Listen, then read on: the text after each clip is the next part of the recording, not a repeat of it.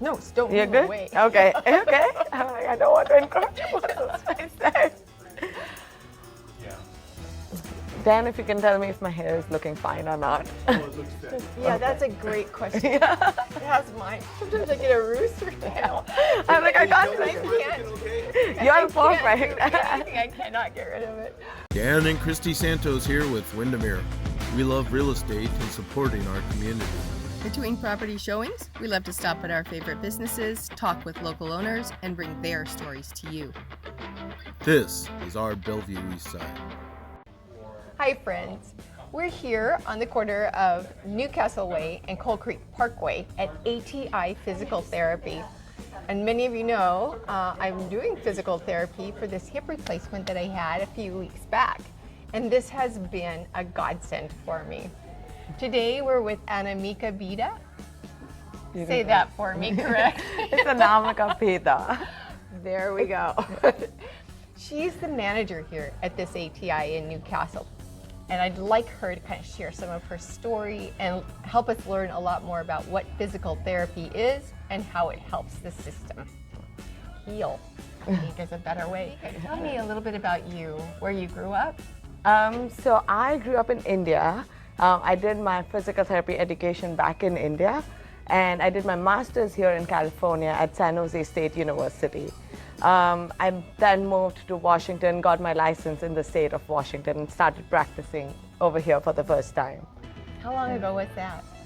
3 years ago. I've been at the same location for 3 years now. Did you find that physical therapy in India is different than here in the United States, or there are differences? Oh, there's a lot of difference. It's like North Pole and South Pole. In India, there are no insurances, everything is self-pay. There is no charting documentation system, whereas we have all of that back here. So it was a huge difference for me. Treatment-wise, it's pretty much same. It's the same patients, it's the same conditions, but it's all the nitty-gritties and the administrative stuff that's different. Oh yeah. Yeah. So it's like having a whole nother education when you started like coming into the management systems Yeah. here in the United States. Yeah, it's like you're treating patients, that is one part of your job, but then you're documenting, dealing with the insurances, talking to the insurances, dealing with the financial parts. That's a different, full-time job altogether. Oh my gosh. So I can't yeah. imagine. That's my, well actually I do like paperwork. I'm pretty good with paperwork and details, but it's, yeah, at home, it's one of my nemesis. I think I have started liking it, but to be frank, the first time I got into it, I'm like, oh my God, this is going to be... It's going to drown me. Yeah, it's going to drown me. This paperwork is going to just drown me in there. I used to be here like 2 hours after patient get done with documentation. Oh. But it's gotten better now. So do you have a family waiting for you at home while you're doing all this documenting? Yes, so I have my husband over here. The rest of my family is back in India. But my husband's here with me, my only family. He works for Microsoft. He's a software engineer. Okay. Yeah, so we are totally two opposite fields. You are two opposite fields. Yeah. How about kids? No, we don't have any kids as kids of yet? now. No, How about pets? no pets. I have a man. husband. Well, that's how you're able to work late. Yeah. Oh, not that you should. No. But there But you are. yeah, my husband fulfills the need of a pet, so. What got you into physical therapy? What was it about this field that attracted you? So my mother always wanted to be a doctor and she wanted to get into the medical field. But for various reasons, she got sidetracked, went into economics, and always when I was growing up, she was like, you have to be a doctor. You have no choice. You have to be a doctor. And I, for the longest time, did not know there's any other field other than being a doctor. And I hated maths, so engineering was not my option. No. And when I started looking into this, going into MBBS or surgeon, I was not ready to give up that many years of my life. So I was like, okay, physical therapy is a good spot. Less number of years, you get a doctorate degree, you get to be with patients, you get to heal them, you get those rewards. I'm going into it. Yay, Mom. Yeah. Yeah, all the credit goes to my mom. I'll bet she's feeling good too about that. I know there's a lot of moms out there that don't get that. No. No, I would totally give it to my mom, or else I wouldn't be here. That's cool. So when you think about physical therapy, for those that have never had physical therapy, what would you say physical therapy is? If I had to define it in 2 words, it's a specialized healthcare profession, and the function of it is to regain and enhance your physical function. It's mainly to improve your mobility, your posture, to get you better from any kind of injuries that you'll have suffered, to prevent those injuries in the future. I would say pretty much that's physical therapy in short, but overall it's a huge field. I don't think there are specific words used to describe it, but promote physical function is the core of it. I like that. It's like you could almost be on the wall. Yeah. Promote physical function. Yes. What kind of conditions really are benefited the most? Physical conditions are benefited the most through physical therapy? So if I were to divide it in 4 different categories, it would either be like muscular skeletal conditions related to your bones and muscles and ligaments. There could be respiratory and cardiovascular conditions, so your lungs, your heart, your blood vessels, those conditions. There could be neurological conditions, so like Parkinson's,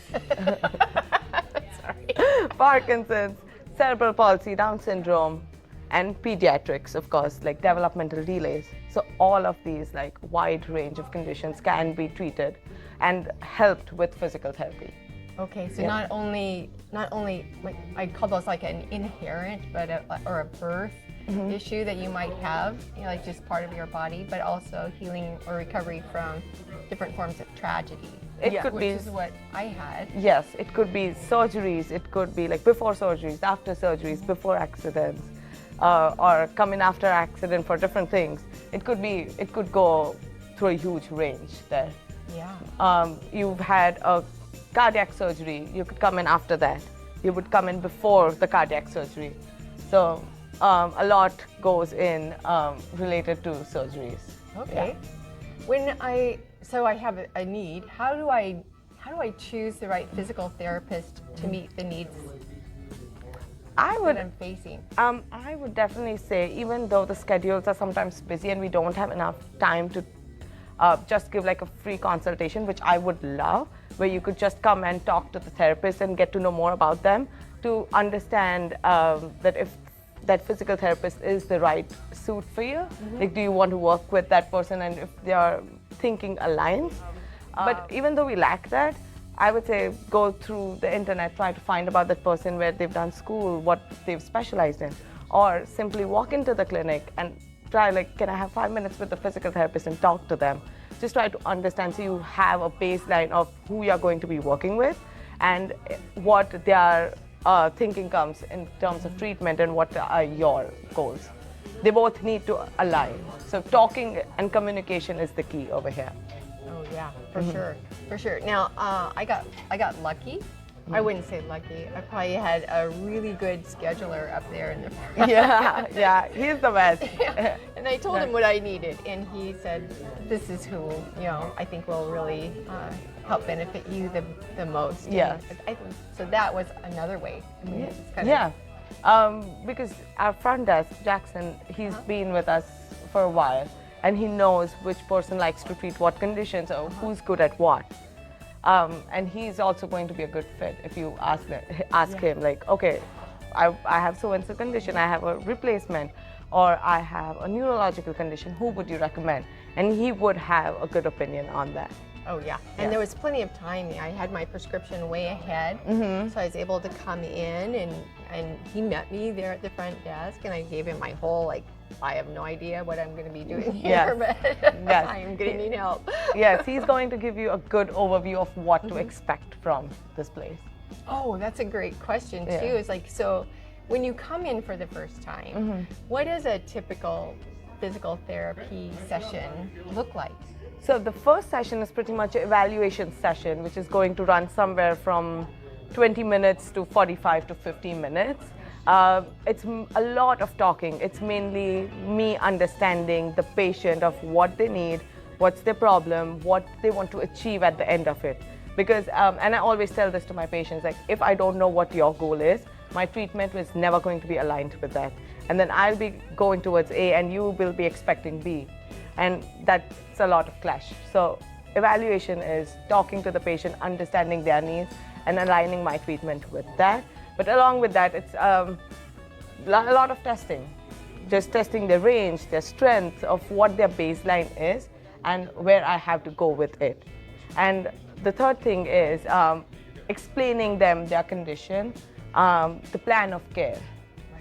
So what they should expect in a treatment session in the future, who they're going to be working with, how long it's going to take, and what to expect through the course of that treatment. So all of that is mainly the first physical therapy session. Oh yeah, just to answer all those questions, build some rapport, and then help with some comfort level. Yeah, just going in and going through all of that. Yes. Yeah, when you said comfort level, yes, it's very important that your patient is super comfortable with you and you are comfortable with the patient, because that's like 50% job done. Right, right. In that relationship. Yeah. And you build friendships too. In Yes, that whole thing. yes, 'Cause you learn so much about them. Yeah. you do. Okay, so I've got my physical therapy session going. How many sessions, like how long can I anticipate to get between start and when I'm like kind of done? Yeah. So again, it's subjective, but an average would be 6 to 8 weeks. 2 times a week, 6 to 8 weeks is the general guideline to get your muscles started, like to start building some strength, to get that pain reduced, to get that healing process. And again, it all depends on how the home exercise program is going, how well the consistency is, but an average would be 6 to 8 weeks. You said the home exercise program. Yes. So let's talk some more about that too. So there's home exercise. Are there other therapies that kind of merge with that healing and the care that you have here at ATI Physical Therapy? Yes, so there are adjacent therapies which could help. Not necessarily the solution for the problem, but it would help to enhance or quicken the process of recovery. For example, massage therapy. We do have a bunch of patients who have very tight neck muscles, which is also adding to the problem. Going to a massage therapist is going to help relax those muscles and help them get more physical therapy in. Just do their exercises better, just get better form. Yeah, just because it relaxes and helps realign Yes. what you're looking at. And then how about those home exercises? So home exercises mainly, if I were to explain why it's needed, I have my patient here with me 1 hour just 2 times in a week. The rest of the time they're by themselves. So the home exercises are going to promote that recovery process. Over here, I'm just teaching them new exercises and correcting their form. But the main grunt work is done at home with those home exercises. I've been doing my grunt work. The torture. We torture you here, but you have to torture yourself to get better. At home. Yes. I was in one morning and there was a fun gentleman who also was in. I think his was a shoulder replacement. But he would say, it's barking. I just thought that was so funny. So I've been using that, like when it hurts, like say it barks. Barking. So another little question I think folks would want to know is like paying for physical therapy. Does it work through insurance, and how does some of those models work? So there are 3 different models to that. Insurance is standard. The first thought would be, okay, we take your insurance information and try to process that, understand what your insurance limits are, authorizations, and process your payments through that. The second would be through self-pay. So if you don't have an insurance or your insurance does not cover physical therapy, in that case we do offer that you just pay upfront for the visit and you can come in here for treatment. The third option is if your co-pay or co-insurance is too high, or if you've not met your deductible, or if self-pay charges are too high for you, ATI also provides a number to the financial navigator, which will help you all to reduce the cost. we don't want patients to go away or let go of the treatment just because money is a problem or insurance is a problem. We want to help them get better. So financial navigator is the third option for paying for the therapy. What a great option. And I love that you're saying we don't want you to go away because you can't pay for it. Yes. Like right now, today, like because your health is important. And Yes. we need to realize that our health isn't a given. Like we do have to pursue it and make sure that it's there for us. Yeah. The ATI has some community support pieces that they have that are, I think, are just fantastic. Some for children and helping others recover. So would you share a little bit about that? Yes, so ATI Foundation helps, it donates money to help children in need of physical therapy. There are some who cannot get access to that care, and ATI Foundation helps in providing that care to those children. And ATI has also associated with Amazon Smile. So every time you buy products through them, a part of it goes through the ATI Foundation and helps those children. So that's incredible. yeah. Those are good. That's good things to know. Yeah. So I'd like to know something about you here in our Newcastle neighborhood when you're not working, and I've seen you come in here early, and late, and stay. But when you're not doing that, what do you like to do for fun? I would say exploring new places to eat and hiking. Ooh. Yes. Oh, those are my two favorites too. It's Hike and eat. Yeah, you have to eat and you have to burn your calories, so hiking. Yes. Where's your favorite places to hike? Poo Point, I would say, is one of my favorites. I've had my best memories there. That was my first hike ever in Washington. You're in Washington? Yeah. That's a good one. That's a steep Yeah. going up. Yeah, I was cranky, for sure. Who doesn't love that? How about favorite foods then? When you go out, what are your kind of your favorite target cuisines? Except Indian, I would say Thai is one of my favorites. Yeah, next in line after Indian. Yes. Well, surprise. Also, I love Aji Sushi in the Newcastle Commons. Yeah. Oh, I love that. Yeah, Yes. which is different. We were so glad to see something like that move in. It's very different out here. Yeah. Yeah. It's amazing. The food is, oh my God, it lifts your mood pretty quickly. So, Along with hiking. Yes. Both of those are mood enhancers for Yeah. sure. Well, I have sure enjoyed this interview, or I should say more like just a time of chatting with you. It's been great fun. thank you. Thank you so much. I love this opportunity to just come out there and talk to the community of Newcastle.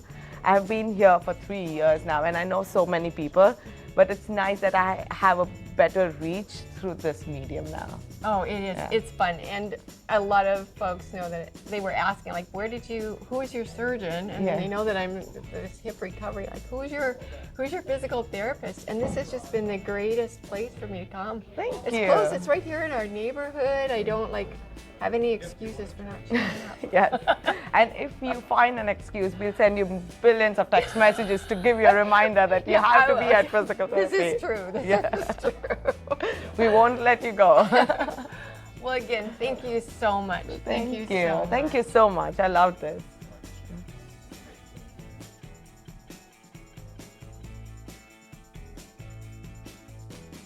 Just a fun fact, my grandmother, she passed away last year, but she had a dream when I was a kid. She's like, you are going to give some interview. You're going to have you come in some news or I some wish I could put it on newspaper. TV. But It'll be on screen.